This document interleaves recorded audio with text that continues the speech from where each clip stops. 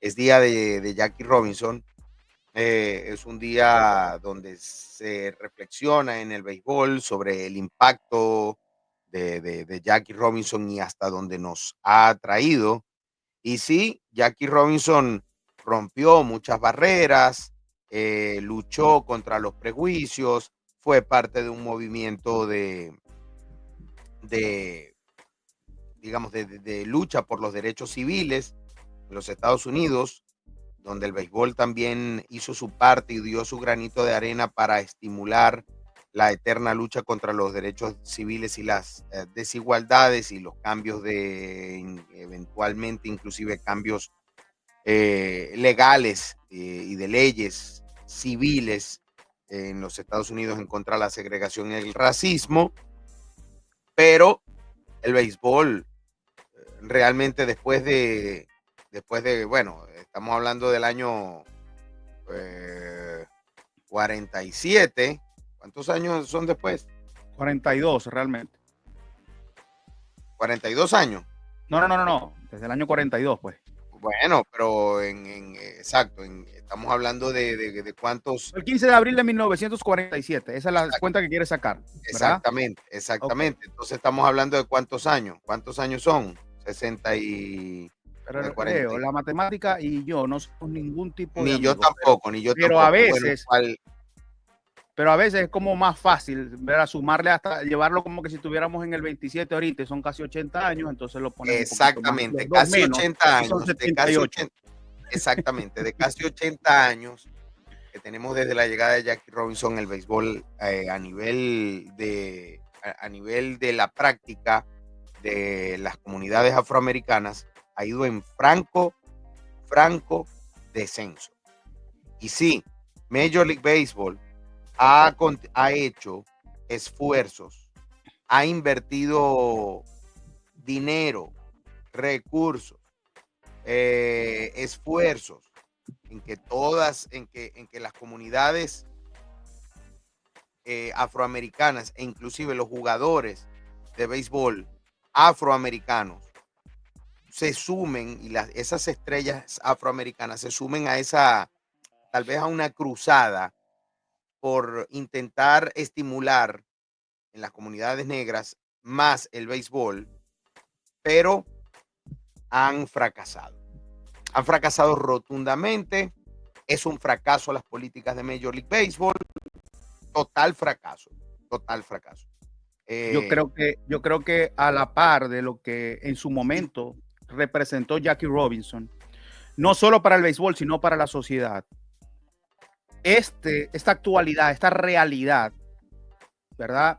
A la que te refieres, también tiene un componente social que no corresponde únicamente a las grandes ligas. Correcto. Los esfuerzos de grandes ligas han sido infructuosos. No han funcionado. No han calado, no han funcionado, no tienen el efecto que ellos buscan. Probablemente porque lo estén conduciendo mal. Probablemente porque no estén haciendo las cosas bien. O tal vez están haciendo las cosas a su conveniencia. Simplemente a su conveniencia. Bueno, no sé. Y el tema social no les favorece, no les ayuda. La realidad económica, y si quieres meter política, incluso de los últimos años, cuando me refiero a años, me refiero incluso a décadas, no ha permitido que jugadores de raza negra se interesen, se involucren y puedan desarrollarse en masa dentro del béisbol en los Estados Unidos. Bueno, te lo pongo de esta manera. Cuando Jackie Robinson debutó en las grandes ligas, en esa temporada de 1947, había entre Jackie Robinson, Roy Campanella y los 2 o 3 que debutaron en esa temporada, componían el 0.9% de los jugadores en grandes ligas y el 0.7% eran latinos en 1947. 98.3% de los jugadores de grandes ligas eran blancos. Ese número de afroamericanos y obviamente de latinos fue subiendo a la par, tanto hasta el punto de que para ponértelo de una manera, para 1962, una buena comparación tal vez es 1960. En 1960, 8.9% de los jugadores en Grandes Ligas eran negros y 8.9 eran latinos. Estaban igual, estamos hablando en 1960. Y el número de afroamericanos continuó en ascenso, lo que se suponía, después de en el movimiento de los derechos civiles, se suponía que las puertas para los jugadores afroamericanos estuviesen abiertas a las grandes ligas totalmente y la práctica de béisbol estuviese abierta porque se había tumbado la segregación. Se suponía que el béisbol iba a comenzar a ver más jugadores afroamericanos, más jugadores negros, y eso llegó hasta el punto de 1986, cuando llegó a ser 18.3%. De ahí ha venido en un franco descenso hasta hoy, que es solamente el 6.7%, comparado con 1957. Sí, sí. Increíble, increíble. Es que sí, es innegable, insisto, tiene un componente social de práctica desde niños, prefieren inclinarse al fútbol americano. Estamos hablando de Estados Unidos, primero, al fútbol americano, al baloncesto, y que esos deportes, a su vez, han tenido quizás una apertura mayor y no nos queremos ir incluso a lo simple y lógico, ¿verdad? Hay un tema de atleticismo, de condiciones físicas propias de la raza negra, sí, que pueden quizás aplicar mejor para estos otros dos deportes que para el béisbol. Y es más o menos un tema de cómo hay un interés, me puedo desarrollar en ese deporte y ese deporte está abierto para mí. En cambio, el béisbol, y en los últimos años se ha visto muy afectado con, o sea, ¿qué necesitas para jugar baloncesto? Y para formar parte de un equipo de baloncesto. ¿Y qué tanto necesitas para formar parte de un equipo de béisbol? Hoy en día se está volviendo inclusive mucho más elitista que en el pasado, que en los últimos años, con el tema de tanto dinero que están gastando los padres de forma innecesaria en el desarrollo de los niños, y en la práctica constante de los niños. Eso es otro tema.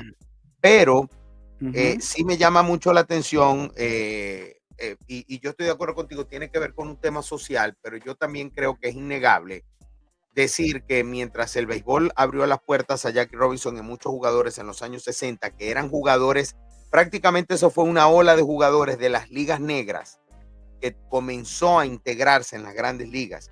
Pero esos jugadores, esas ligas negras, que tanto arrastre tenían en los Estados Unidos, en los estados donde la gente, las comunidades negras iban a ver a los jugadores de ligas negras, iban a ver béisbol, a lo que se acabaron las ligas negras, a lo que acabaste con el movimiento de ligas negras, precisamente por integrar, ese movimiento de ligas negras se acaba, pero al mismo tiempo comienza lo que se llama un racismo sistemático, y es que sí, las puertas están abiertas, pero no tan abiertas, porque todo el mundo ahora tiene que comer del mismo pastel.